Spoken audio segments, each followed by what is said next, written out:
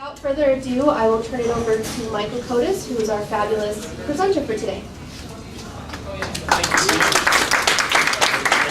Following up on the feedback, if you really want to get visceral with the feedback, I prefer you throw fruit at me rather than rocks. It's softer.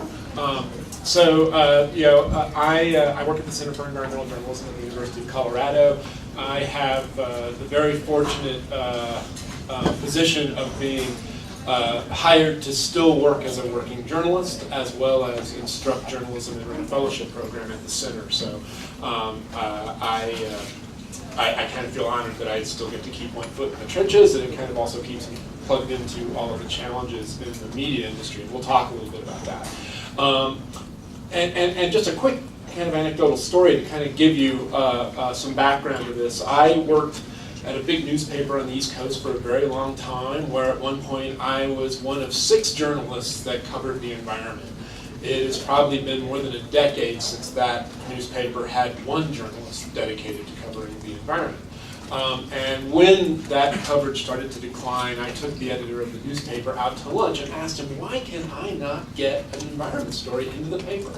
And he said, because I think environment stories are boring. They've got science in them, and numbers, and nobody likes that stuff. You know, the industry is struggling. We need sexy, fast stories, things that are really easy to understand, and environment stories are just never that easy.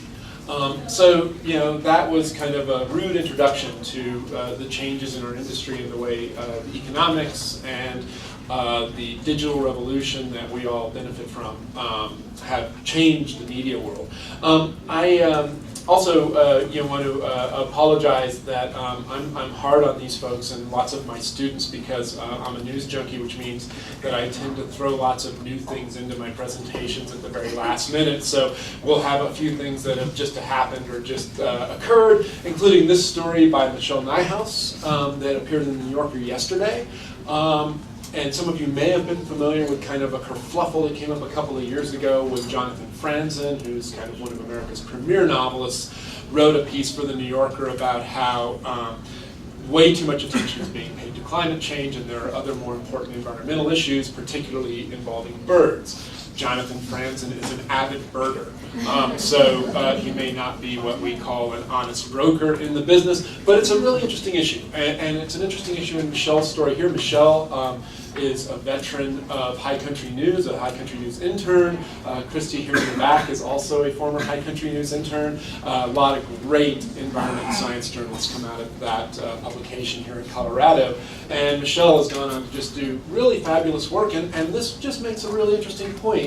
Looking at some biologists in Australia that have basically done a survey of what is killing off species. And top was exploitation by humans, second was habitat loss, and climate change was pretty far down the list.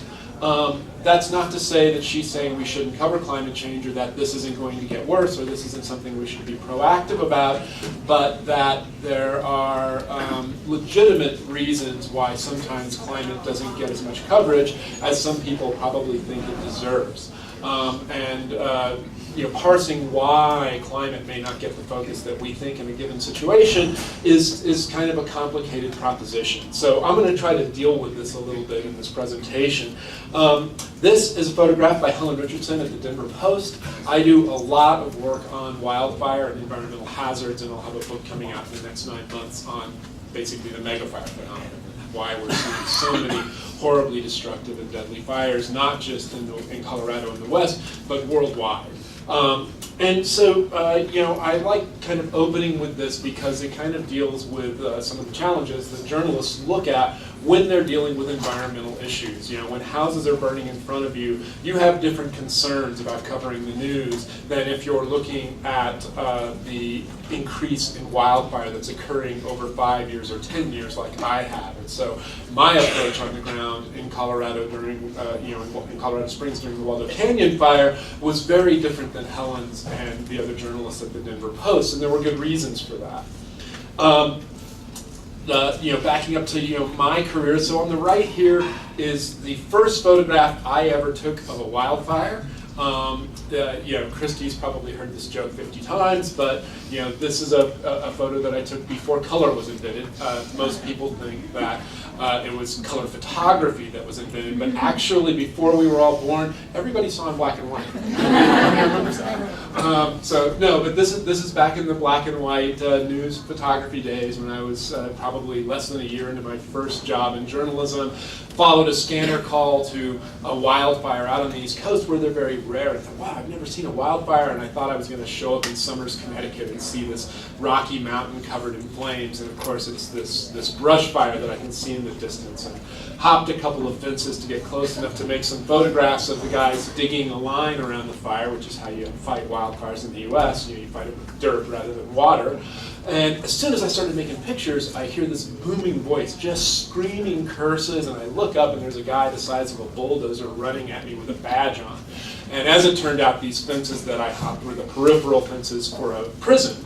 And all of the firefighters fighting this fire were prisoners, and the guard, after knocking me down, tackling me, explained that, they don't get to just walk out, and you don't get to just walk in.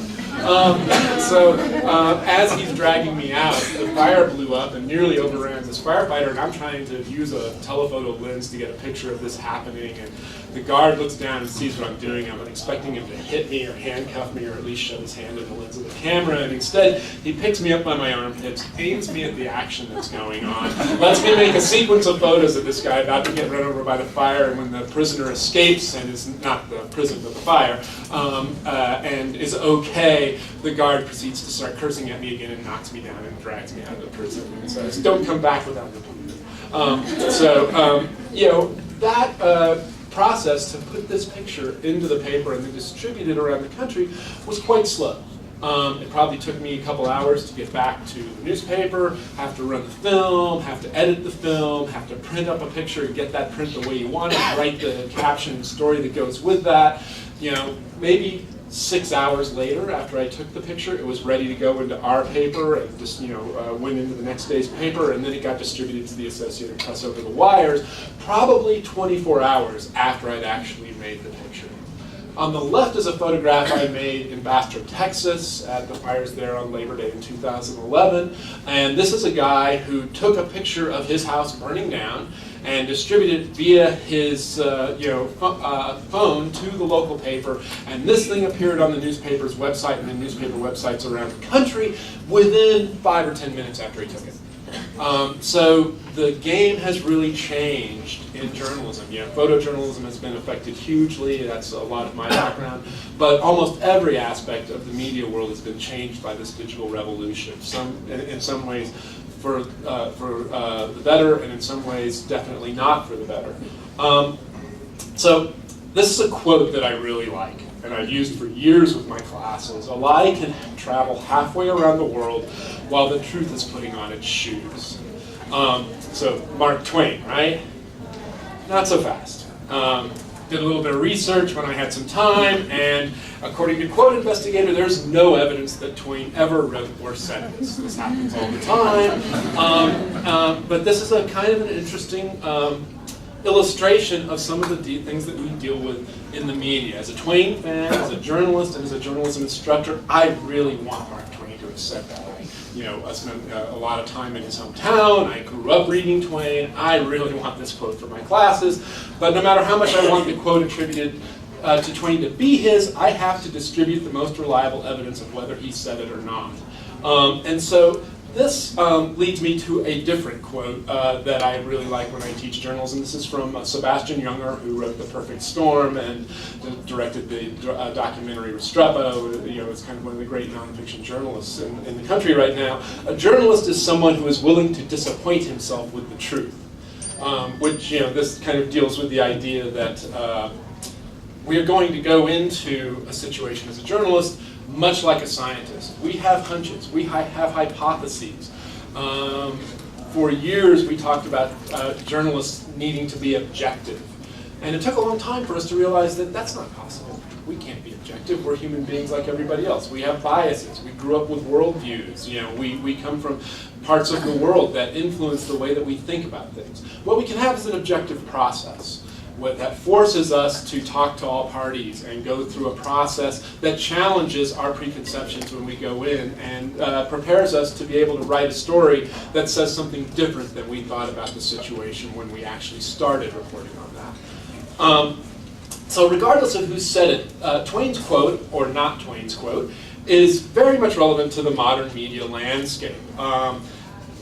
If in Twain's day a lie could travel around the world before the truth could get its shoes on, how fast can a lie travel around the world in the era of Twitter?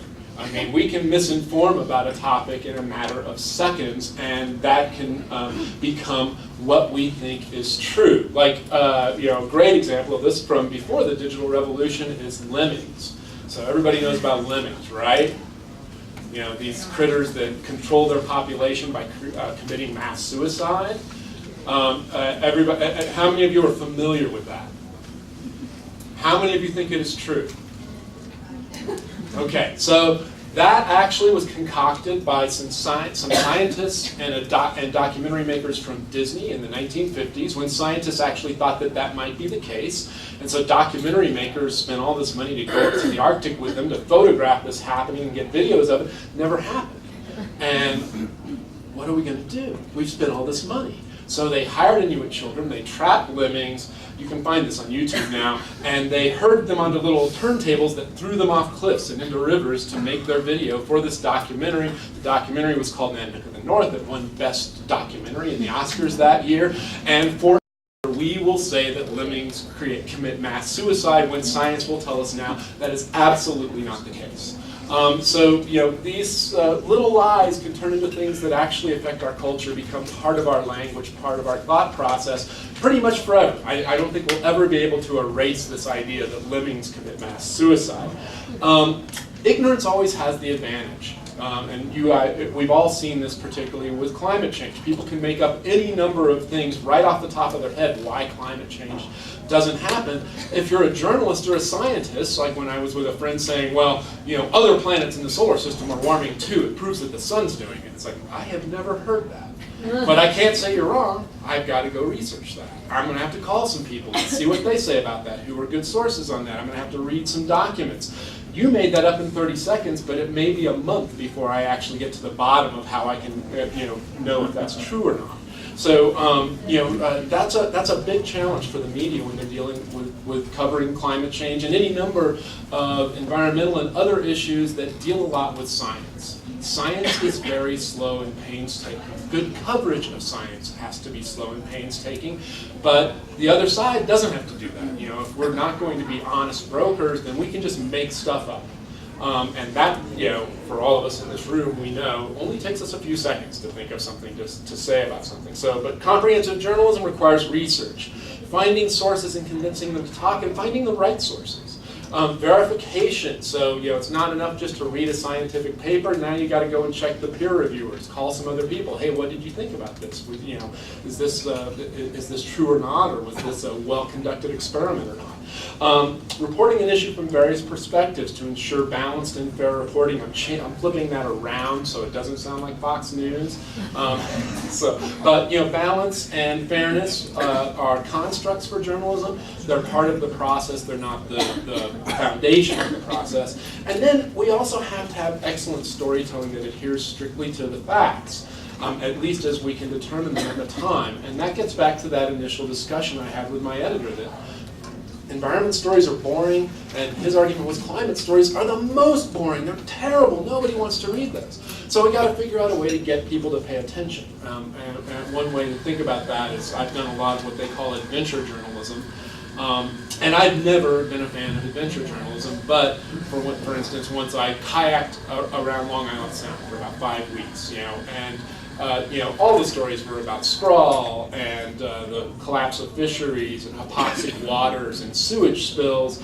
But I knew that readers would pick up the newspaper every week to see if I managed to drown myself yet. And if I constructed it just right, they might pay attention and actually learn something in this story that was a little more important than my kayaking skills.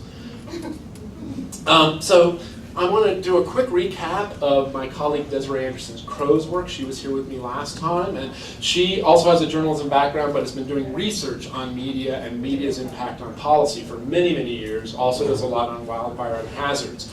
And so, a quick overview of, one thing, a number of things that she pointed out. So when we ask a group what they care about, it usually aligns with the media that they consume, and the larger the group that you ask, the tighter their concerns will align with the chosen media that they're exposed to. That's something that generally we accept. In this digital world where we can only talk, and we don't have to do this, but where it's possible to only talk to like-minded people. We all have friends and family that are online and they only talk to the same conspiracy theorists, whether it's contrails and the government spraying stuff in the sky to stop climate change and how horrible that is, or whether it's that climate change is a huge hoax so that scientists can make millions and millions of dollars. They're in an echo chamber. And so, it's really easy to expose yourself as a group and feel as though I represent the majority, I have the majority opinion, when in reality, you're really on the fringe. And very often, all of us sit on the fringe at one time or another, and it's really easy to get kind of siloed in those fringes. The media and agenda setting. The media tell us what's important through story selection. Did they decide to cover this or not? Placement and prominence, is it on the front page or is it on the features page? That's a really interesting aspect, because if you're putting it on a features page, then you're saying this is light. So if you're doing a climate story, but you still put it on the living section or the features section, you're not saying, hey, this isn't as hard a news as if we put it on a newsier section front. And how big do we use it? Is it above the fold, as we said in the newspapers, which Desiree likes to talk about, and I will confirm that, yeah, I spoke about above the fold for 25 years in newspapers. You always wanted to get it above the fold because, when you walk down the street, it's just great ego gratification to look at that honor box selling the newspapers and see your story in that little window. And then frequency, how often? Are we doing a climate story and then you come back 18 months later with a climate story and the editor says, hey, we already did our climate story, we're done with that? Or, as we're seeing with some publications now, are we pursuing this on a regular basis, giving us a story every week, 2 weeks, 3 weeks, and finding ways to approach those stories differently so that we can cover an issue as often as we feel it's important? Where do we get our news? So 66% of Americans get their news from local television. Sorry, Americans should be plural there. I shouldn't copy it of myself. But so local television news, there's advantages and disadvantages to that. And one thing is that, yeah, we get most of our news from local television newscasts, but studies show that personal experience with a story, or knowing somebody with personal experience with a story, is kind of a trump card over any news outlet that we go to, and we're more likely to encounter the news ourselves or know somebody who is encountering that news in a local situation. So most of us get our news from local news broadcasts, and that's the easiest news for us to overrule in our heads because we know somebody that's affiliated with that story, or we ourselves have an experience with that story.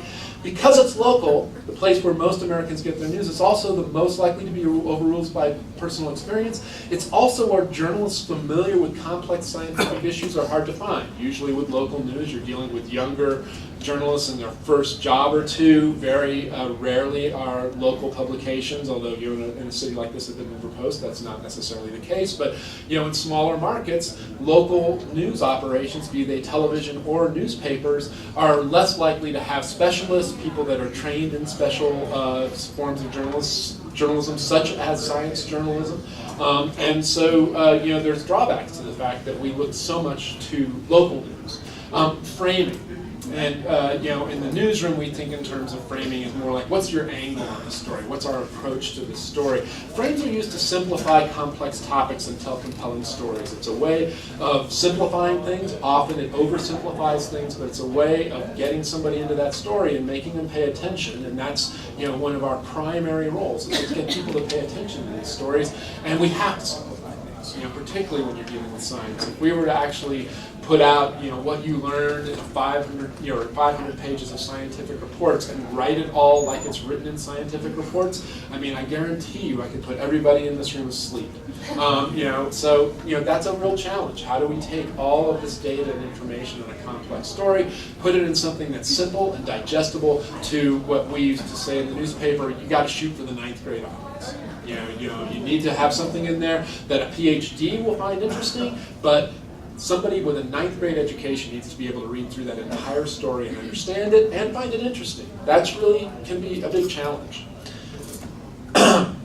So let's look. I'm going to use some examples outside of climate because we're all obviously passionate about climate, and maybe this is a way to think about these things a little differently. So frames for the refugee crisis. We could look at that from the humanitarian aspect. These people are suffering.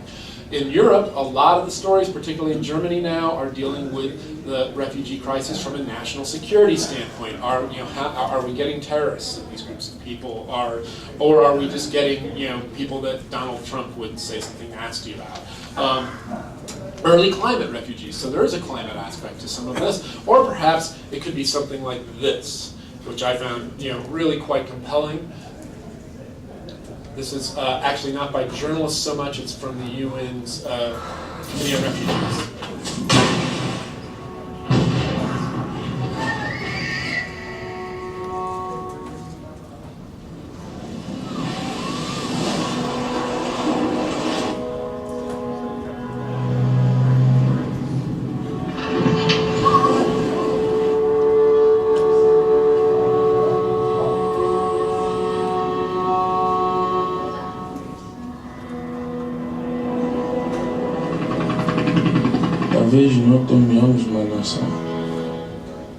لكن حنمثل ملايين من لاجئين العالم. We need to village most the post. Mostrar o mundo tudo nosso potencial.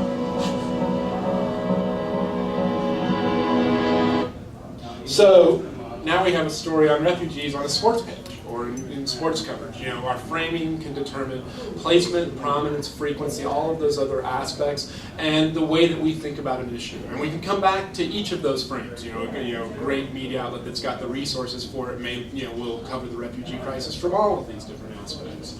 But when we go to the table and we think about these things, we're thinking in terms of what's the angle we want to pursue on this, what's different, what's going to make people pay attention, but what's a new way of thinking about this? What do people need to know about this? So, one complaint that we have is how do we get our story? Why does the media cover this and not this? And I've spent decades in a big newspaper newsroom, or in several big newspaper newsrooms, one in particular. And weekly you would hear, "Oh, you guys you always cover the wrong stories," or "Why are you ignoring this issue?" And one argument that I make is, if you want journalists to better understand your concerns, cover stories that you care about, try to understand theirs. And so I'm going to go over quickly modern news values as we teach them at CU. These aren't all of them, but these are the majority of them. So timeliness. Did it just happen? Is this Michelle Nijhuis's story from yesterday? Or is this an issue that just occurred? Because people, we want to feel like we're in the know. We want to feel like we're finding things out as quickly as they happen. There are definite drawbacks to this in the age of Twitter and those lies that can orbit the globe 20 times while the truth is putting on its shoes. Misinformation travels fast, but it's still really important that we are getting news out as quickly as we can. And there are ways of dealing with that so that you stay true to the journalistic standards of accuracy and verification and still get things out really quickly. Some people are really good at that. Proximity. This is obviously a satirical headline, but local man killed as nuclear blast destroys Europe. We look for the local angle, and if it's, if we're going to Rio, we're going to cover athletes from Denver or from Colorado that are there. We're looking for something that people can relate to. People like knowing about things that are happening in their own backyard, or people from their backyard doing interesting things overseas. We've covered doctors from Colorado going and working on the Syrian refugee crisis, or working on Ebola, and that way of kind of sugarcoating a difficult story and getting people to pay attention. Impact. Who was changed? How were they changed? Is this a story that's going to result in policy, in arrests, in laws being changed? So that we call impact. Conflict, whether it's actual physical conflict or protesters in front of a building, conflict usually indicates that people are passionate about an issue. So we generally dig in on conflict. There are ways of covering conflict. You can show up and just show the conflict and say, wow, people are angry, look at the angry faces. Or you can dig in and spend a little bit more time and say, wow, what is getting these people so impassioned? Why are they so concerned about this? Go and look at the underlying issues that are driving that conflict. And so very often when you're looking at the conflict news value, you can dig in deeper and actually show what are the drivers of this conflict rather than just showing violence or just showing angry protesters. Prominence, boy, we love our celebrities, right? And we see this in environment coverage increasingly all the time. I mean, nothing that Leonardo DiCaprio said at the Oscars has not been said by hundreds of other people more qualified to make those judgments than he has. But boy, if Leo gets up there in a tux and says it at the Oscars, everybody's talking about it the next day. Novelty. Dog bites a man, it's not news, but man bites a dog, and it is news. And very often when we look at climate change and environmental stories, actually there's a very strong novelty aspect to that. New technologies, new cars, things that are changing, ways that we're dealing with our problems. And some of that is leading into a kind of a new form of journalism that I don't really have time to deal with too much here, but we'll be doing a lot more of at CU, which is called solutions journalism. It's the idea of it's not enough just to go and cover the problem or expose the problem, but digging in deeper to try to talk to people that might have ideas about how can we deal with this problem. What are the possible solutions to this? So back to Helen Richardson's photo from the Waldo Canyon fire. Initially I heard from a number of people that the Denver Post coverage, boy, they covered these fires in 2012 with such detail, but they really dropped the ball on climate. I mean, this is such a great argument for climate change. So did the Denver Post fail in its journalistic obligations by not mentioning climate change in its first stories on the Waldo Canyon fire? So what news values determine the Post's judgment? Timeliness. The fire burned into a city before the residents were evacuated. If you guys remember that summer where there were just all these horrible fires burning at the same time, and the evacuations were all going awry. That's very immediate information that people need to know. Proximity. It was just happening right down the street in Colorado Springs, and almost equidistant from my house up the road in Fort Collins. You had the Hyde Park fire burning at the same time. Impact. Hundreds lost their homes. Thousands evacuated in the Springs. 2 people died in the fire. Novelty. It was the first time a wildfire burned into a major Colorado city. It's the first time we'd seen that happen. We'd only seen that kind of fire behavior where a forest fire turns into an urban conflagration in California and a couple times in Texas. So, it's a new novel thing. And conflict. There was all kinds of conflict. There's the basic conflict. Firefighters against that fire trying to save the city. But the city is a home rule city, and the people running that operation didn't necessarily get along with the people running the federal operation. People needed to know about that there were disputes between the various agencies dealing with this fire. Residents versus the government. The residents were furious that they weren't finding out if their homes had burned or not. And I don't know if any of you remember, but the Post actually flew over the scene, photographed it, and then used mapping technology to identify all the houses that had burned, and then let them know through the paper before any officials had let residents know whether their houses had burned or not. And the firefighters were absolutely furious that the Post did this.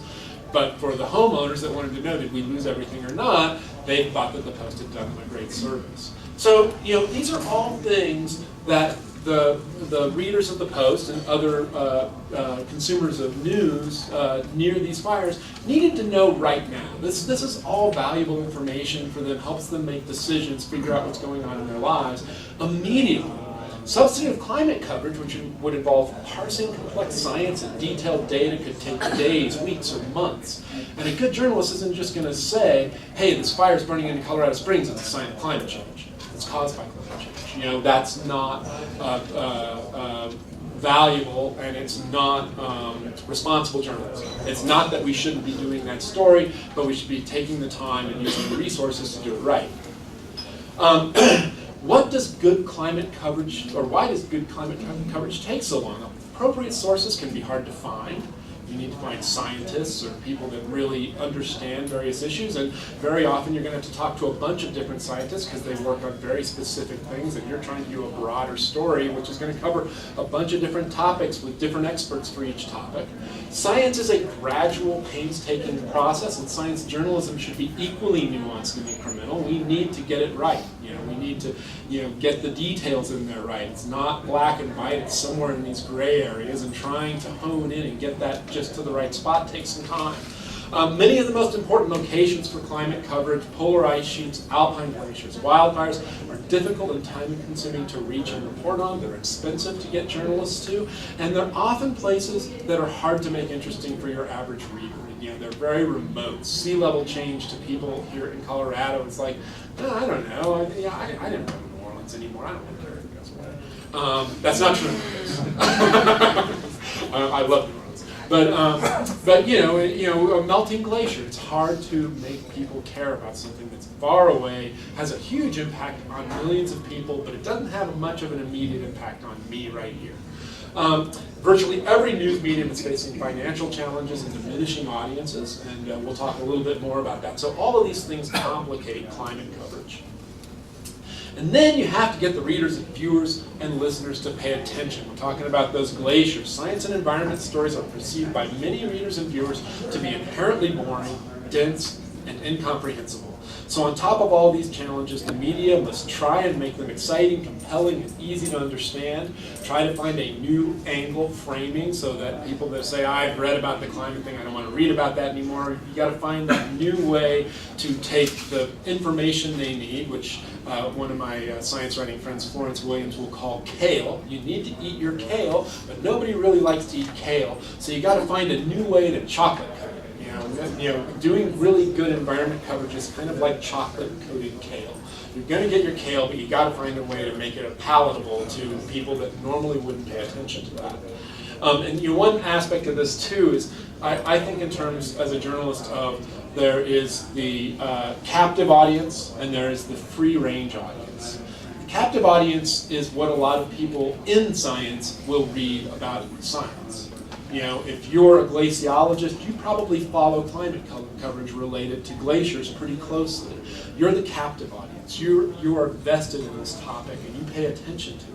But we're not going to get policy change and we're not going to affect these issues if we aren't getting the free-range audience. And for the free-range audience, you're not competing with another scientific paper. You've got a scientist there and it's like, am I going to read this glacier paper or am I going to read this glacier paper? You're dealing with an audience, am I going to read this story on glaciers or am I going to watch American Idol? So it's a very different mindset, how we're going to make this exciting and compelling to that free-range audience that has just a flood of entertainment and information coming at them all the time, and you're trying to get them to pay attention to something they really should pay attention to, but hey, we all would prefer to eat the chocolate without the kale if we can get away with that. So excellent storytelling in words, visuals, audio, graphics, and multimedia is critical. That also takes time. And I'll show some examples towards the end of this. So sources. Who's doing the talking? Anybody know who this is? Yes? Is it George Will? It is George Will. Very good. So I'm not going to click into his column here, but George Will in a column on climate change, and he's probably one of the most active and very respected conservative columnists who argues against climate change.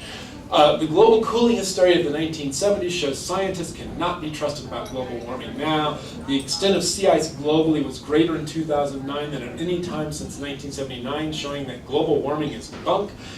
So is George Will a reliable source for this information? If we were to do a story, say, well, George Will says that climate change is bunk. Anybody?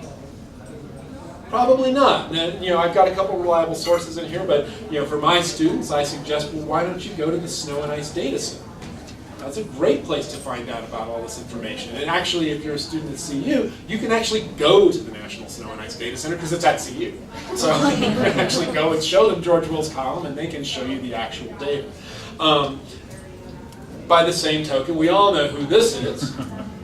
So Al Gore did an interview about climate change. Business leaders are coming around because they're seeing, quote, seeing the writing on every wall they look at. They're seeing the complete disappearance of polar ice caps right before their eyes in just a few years. So is this accurate? The National Synchronized Data Center will say no. We got, it's big issues with the polar ice caps and with melting ice, but it's going to take a very long time for this to happen. It's not happening right before their eyes, and it's not happening in just a few years. Certainly a crisis. So is Al Gore a good source on climate change? And no, he's not. So finding the right sources, rather than leaning on, a celebrity or somebody who is a good communicator, but not necessarily a scientist or an expert on that topic, getting beyond that can be a real challenge. Let's see, how are we doing on time here? I think I can show a minute of this. How many of you guys have seen this? You guys all seen this? So, why don't we, I'll move on. Actually, what I'm going to do is I will show you just the end of this. How's that? This to work.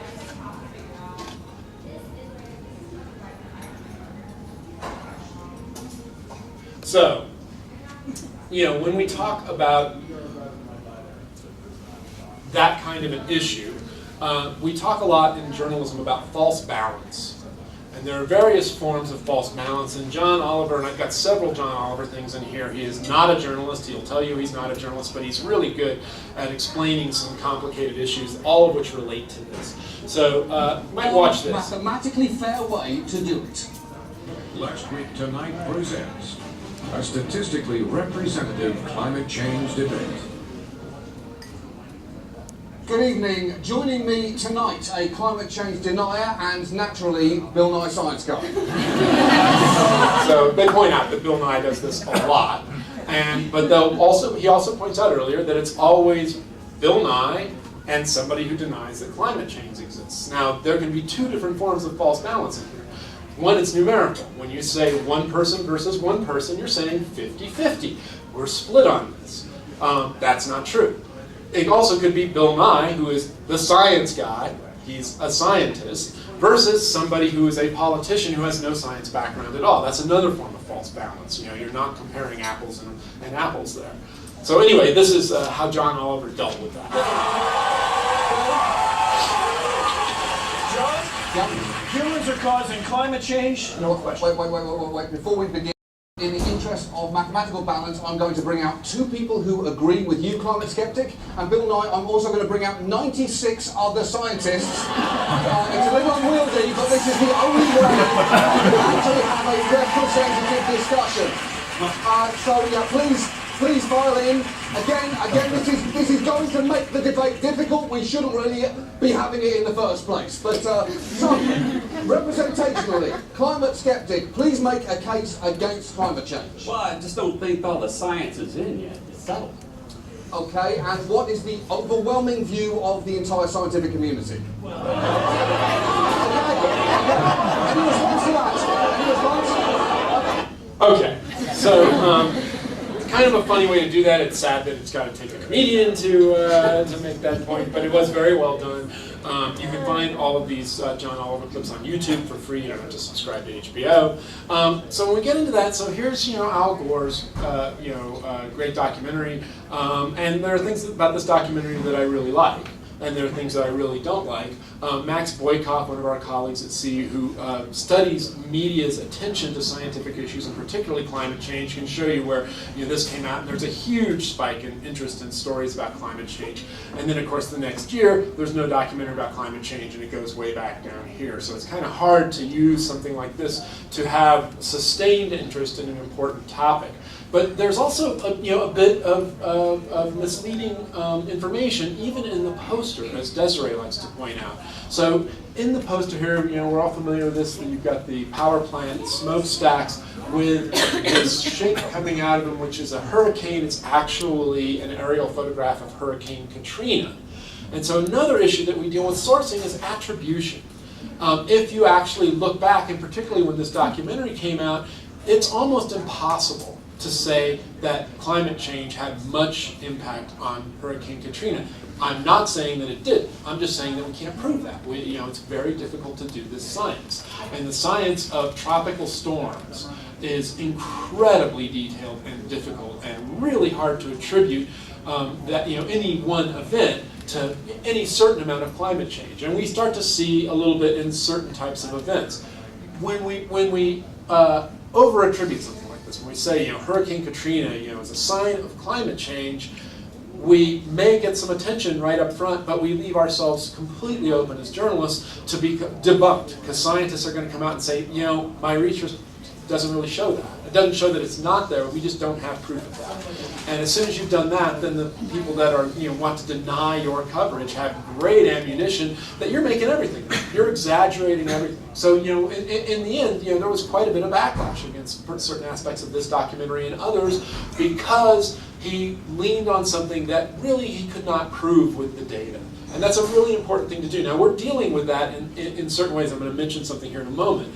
So science is slow, journalism is fast. Journalism travels at the speed of a tweet, faster every year. Science remains a slow and painstaking process. Science coverage that attempts to meet today's deadline demands is often doomed to inaccuracy and misinterpretation because you want a science story tomorrow morning about that fire that's burning in Colorado Springs. It's almost impossible that you're not going to make mistakes in that story. Get the wrong sources, misinterpret data, etc. And journalism that works at the pace of science it covers is easily outpaced by its competitors that are more tolerant of imprecise or erroneous coverage and risks being irrelevant by the time it reaches its audience. So there is this balancing act of we want to be accurate, but we really need to be competitive too. How can we do this fast? So one thing that's helped with that, just recently, Climate Central is working on this along with others, is this idea of high-speed attribution. This isn't being done by journalists, this is actually being done by scientists that actually know how to work with journalists and have journalists on their staff. And so this is a group that actually is looking at incidents where maybe we might see a climate signal or another environmental signal in this, and can we work globally as a team with our supercomputers and get the right experts together and see if we can attribute these things faster, if we can figure out what the climate signal is more quickly so that the public can be informed of this more quickly. So that's one way of dealing with this. That requires a good relationship between journalists and scientists, and traditionally those were hard to develop. In years past, because science was so slow and so detail-oriented, and journalists want to show up, get a half-hour interview from you, write a story for the next day, and summarize your entire life's work in 12 inches of newspaper copy, scientists weren't really big on that. That's really changed. Personally, one of the bright spots in the world of journalism right now is the quality of science journalism has improved, and there's so many new forms and such great storytelling in science. So if any of you are fans of, say, Radiolab, or some other programs like that are actually really compelling, really interestingly done, not the dry science coverage that I kind of learned how to do in the 80s, but stuff that's great storytelling, but very accurate by people that have really good comprehension of scientific literacy. So the truth is hard to find, particularly when it's very nice, surrounded by fire, or submerged in the ocean. Many of the most significant impacts of climate change are themselves slow. Ocean acidification, melting ice sheets, species migration. Things that are slow like that are hard to get people to pay attention to. We want to see the hockey puck flying down the ice at 100 miles an hour. If it's a species that's moving a few inches a year, it's the old frog in the pot thing. It's hard to get people to pay attention to that. Many of those climate impacts are in remote locations, the poles, coral reefs, distant islands, which makes them expensive on multiple fronts. They are costly to get to, costly in terms of the journalist's time, and often require pricey capital investments. And if you look at some of the great climate coverage that's coming out of, say, the New York Times now, where they're doing VR and they're using drones and all kinds of new technologies to get people's attention, that means they've got to invest in those technologies, and they also have to hire specialists that can work in those technologies, even if they aren't going to resonate with audiences. They may invest in millions of dollars in a technology and discover, people aren't really paying attention to all this drone footage. I think we're going to have to let that go. In the meantime, new media has a lot less money to spend and personnel to send to such stories. My second copy, I think, mistake there. Since 2000, newspaper advertising has fallen by nearly 2/3. Since 1989, newspaper staffing has fallen by nearly half. These are big issues. issues. And they're big issues for you guys as well as for people like me and journalists I train. And I'm going to explain that. This is another John Oliver piece. I'm not going to show it to you. This is last Sunday's. He does a great overview of the challenges of the news industry. Basically every story I've distributed to my students in the last 4 years, he touches on, and has special disdain for my former employer, the Tribune company, the Chicago Tribune, so I really enjoyed that. But I challenge you guys to look that up on YouTube. It's a really great piece to kind of give you an overview of how these financial challenges have resulted in a lot of media scandals and a distinct decline in the quality of journalism that's done by any number of outlets. So, quick overview. This is slightly old data from the Pew Research Center. They do a state of the media every year. Newspapers were down 8% in 2015 versus 2014. They had a worse year this last year. Cable TV went up a little bit, but that's often a spike due to a presidential election or the Olympics, so you'll see spikes in certain things that are very temporary. Network TV rose, local TV rose, but they all are down hugely. And digital ad revenue looks good. Wow, digital ad revenue went up 20%. But it's important to recognize that a digital ad costs somewhere less than 5% of what the print ad used to cost. So even though digital ads are growing, the print advertising is way up here and going down like that, and the digital ads, when they increase from 20%, are going from here to here. So financially, pretty much every media is in deep, deep trouble as far as ad revenue goes, which used to be the driver paying for all of this coverage. This has led to declines in certain types of stories. And the stories, the types of journalism that got hit the worst are investigative, and environment science type coverage, because they're very expensive. Really great investigative coverage. You may have a team of journalists that work on a story like Spotlight, if any of you saw the movie on the Boston Globe. You're talking years of work. You got to pay the salaries of those journalists, the travel bills for a story that may not appear for a year or 18 months. Super expensive. That's one of the first things that gets cut at newspapers. Science and environment coverage, much the same, because it's slow and painstaking. If you've got a great science or environment reporter, they're going to spend a bunch of time digging in on these topics. That is costly for a news operation. So that's led to all kinds of declines in what I consider, some of the most important stories that we should be doing. In 2006 study found that American newsrooms had 24% fewer staff devoted to science and the environment than a decade earlier. A few years later, CNN disbanded its entire science and environment desk. Gone. Everybody's laid off in one fell swoop. At CNN, one of our biggest cable news outlets. The New York Times and the Washington Post killed environment beats and moved those reporters to other jobs such as politics. In that case, it may not necessarily have been a bad thing. Their arguments at the time was that this siloed people in science and environment, and what we want are political reporters that can write about climate change. And that by moving these reporters to other beats, we will have climate and environment coverage on all of those other beats, and we'll reach a different audience and have more impact. And I think in some cases that's proven to be true, particularly at the Times. Those challenges also make controversial, complex, challenging subjects like climate change more easy to manipulate by less than honest brokers and bad actors. And we'll touch on a couple of things here, also new stuff and old stuff. This is something that I show a few clips here right through the Wall Street Journal. San Francisco minimum wage to top $10 an hour. If you read this story in the Orange County Register, you'll get to where they talk about all these people who say this is a terrible thing. I run a convenience store. If I have to pay my workers more, I'm going to have to lay some off. I can't afford this. Same thing with this on-the-job story. San Francisco's first city to above minimum wage, above $10 an hour. They go to a think tank that says, this is probably going to have a negative effect on poor people. They're going to lose their jobs. They're going to lose minimum wage jobs if the wage goes up. So the facts, when you look into this, Vermont's minimum wage, which is what that last story I showed you dealt with, a convenience store in Vermont. Vermont's minimum wage went up by 3.8%. Inflation is 3.5%, so pretty darn close. A calculation from the Columbia Journalism Review. The total salary raise at each of Valley's, that's the chain of convenience stores, 60 stores, would amount to about $14 a day more at each of the stores. Not a heck of a lot of money. $160,000 extra wages for the company in an entire year, less than what the owner of the stores donates to political candidates. None of this is mentioned in the article, but it gets better.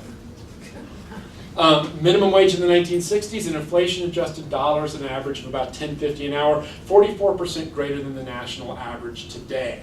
San Francisco has the highest at $10.24. None of this context was in the Journal's coverage of this, but we keep going on. The think tank that all of these stories cite is called the Employment Policies Institute. It's allegedly a nonprofit research group. Sounds objective, independent, bunch of economists in there actually crunching numbers and figuring out if this is going to be good for America or not. Maybe not. The Employment Policies Institute is owned by a guy who is also primarily a lobbyist for convenience stores and the restaurant industry.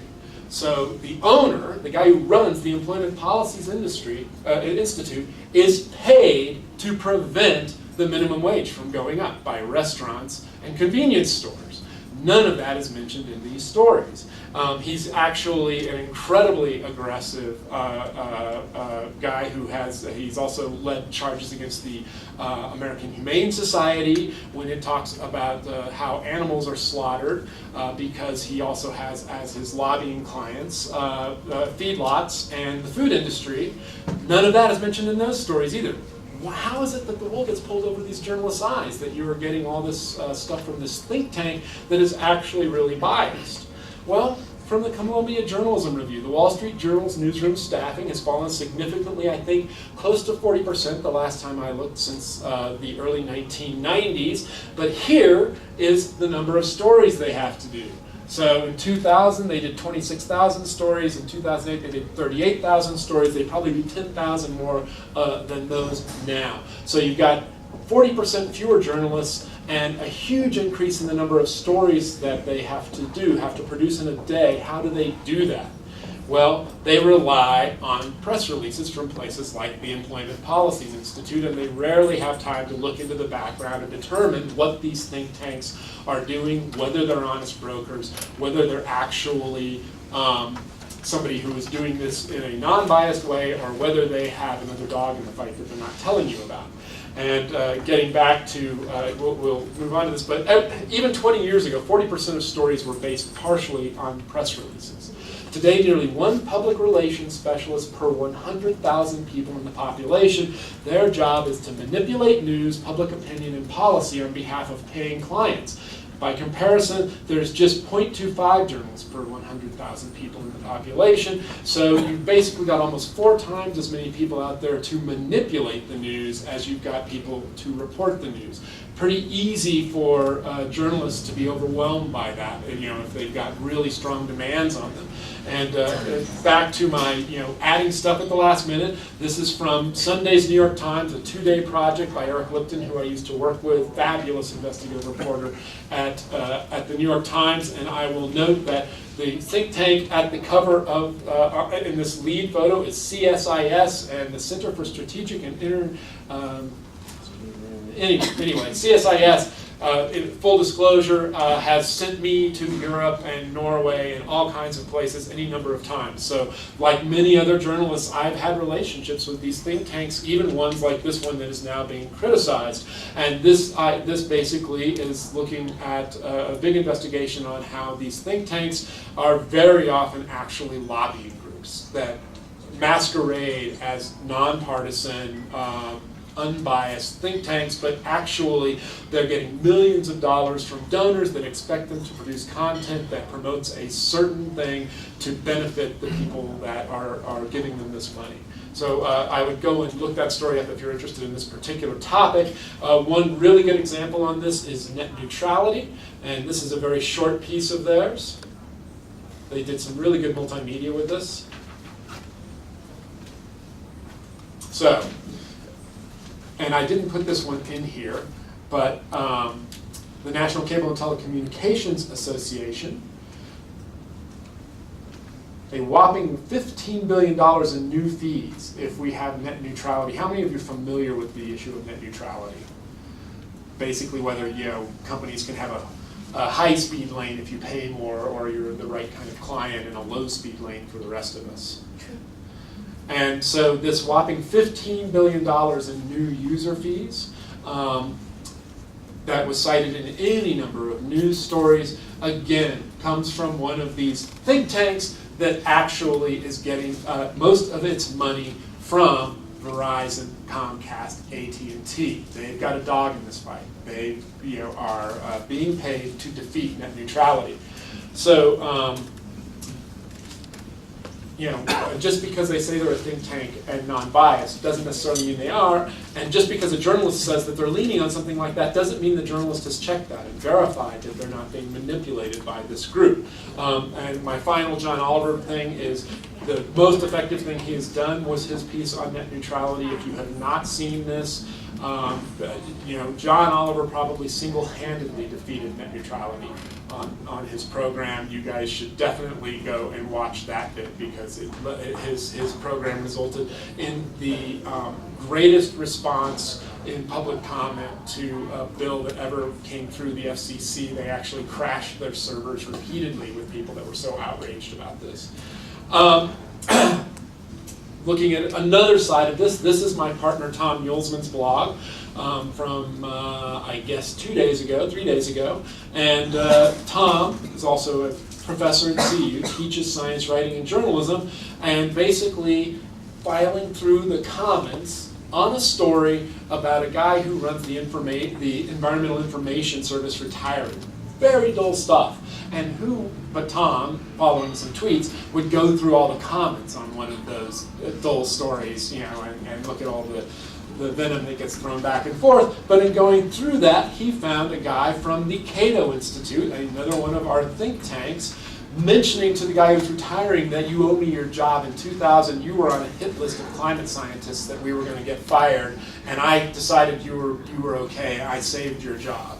So again, a journalist would love to have a hit list on climate scientists to lose their jobs. Who wouldn't want that story? But an academic with a blog who can go through all the comments has time to go and find where somebody has tipped their hand on all of that. So again, the real challenge for journalists that are really strapped. I'm going to move on from that one. So I talked about the New York Times changing their environment coverage. They closed their green blog back in 2013, and I, along with a lot of people, thought this was just horrible. It was a great blog. But they argued that we're going to do better stuff elsewhere. We're going to move these reporters to business, to politics, to sports even, and we're going to have environment and climate coverage in our coverage of these issues. And I would argue that .Earth, which Andy Rebkin, a friend of our center, he's a former environment reporter at the Times and now still does the blog for the New York Times, .Earth, but is a professor himself. .Earth has continued to do terrific work, but they've also done really amazing climate coverage. Better climate coverage since they closed that blog. So if you want, you can go to their coverage of Greenland, but it seems like every week or 2 weeks they have some really good investigative reporting on this. They're sending people around, they're using virtual reality, drones. They're really trying to do this differently. So I do think they were sincere in their claim that we are going to invest in coverage of the environment and climate. We're going to do it differently. Doesn't mean that they're always successful, but it does mean that I think that they are investing the resources. This is another one. This is from the Seattle Times. I don't know if any of you have seen this project. It's fabulous. A couple friends of mine, Steve Ringman was the photographer, and Craig Welsh, who's now at National Geographic, was the reporter on this. They wanted to do a story on ocean acidification tied to climate change. It was really just going to be a local story on how it had crushed the oyster industry around Washington, very local. But when they started to research this, they decided this is really a global story. We can't afford to do it. Seattle Times is struggling like everybody else. We don't have the money. And they actually crowdsourced and crowdfunded their reporting. Both Craig and Steve learned to dive. Neither one of them had ever scuba dived before. And they went to Fiji. They went all around the world. They did this amazing project with kind of a new business model, doing crowdfunding, getting grants from foundations that feel this is an important issue. And so there are a number of successful operations, including iNews, that was started by Laura Frank, who was a Scripps Fellow in Environmental Journalism with with me at CU. She'd been an investigative reporter at the Rocky Mountain News. She studied business at CU during her fellowship, started iNews, which was a nonprofit foundation and grant-funded investigative news operation. She now is vice president for news at Rocky Mountain Public Media and runs the Inside Energy Project there. She's gone from 3 people that she hired when she left CU to I think a staff of 14. Using grants foundation. So also a place that's doing some really great work and looking at new models that will allow us to continue doing this. Coal, A Love Story. I really recommend you guys look this one up. Another thing that we're very interested in at CU, this was produced by the students at the University of North Carolina. They, for 6 or 7 years now, have spent an entire year in their journalism program focusing on one aspect of America's energy issues, be it water, coal, etc. And the team of students worked their entire 9-month year producing a project and worked in really terrific multimedia documentary films, really well-reported stories, motion graphics, and they're really terrific. And then Years of Living Dangerously. This was a series on Showtime. I believe they're in another season of this. But here's one where you can go with Arnold Schwarzenegger with Hot Shots going into wildfires. You can go with Harrison Ford to Indonesia to talk about the deforestation and fires in Indonesia and the impact that that's having on orangutans. And as a journalist who then had to go to Indonesia and cover things after Harrison Ford was there, they were not happy with Harrison Ford. They weren't real happy with me either. I came after him. But in any case, using celebrities, basically all of the different aspects have, America Ferrera or Don Cheadle going to Texas where they've got the drought, and using celebrities that people care about to draw them into an issue that they probably wouldn't pay attention to if it wasn't Harrison Ford or Arnold Schwarzenegger or Don Cheadle or somebody like that. And so with that, I'm sure I'm at the end of my time, but I'm happy to take questions.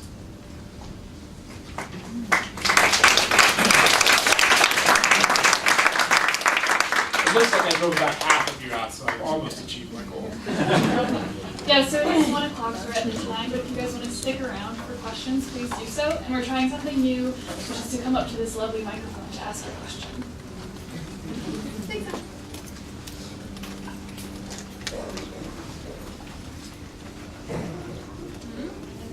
No hecklers? You covered it all very well. All right, if you'll help me thank Michael one more time.